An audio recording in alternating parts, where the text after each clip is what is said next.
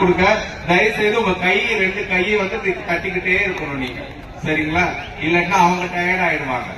தயவு செய்து நல்லா கை தட்டுங்க. முடியும் கூப்பிடலாமா? நல்ல சத்தமா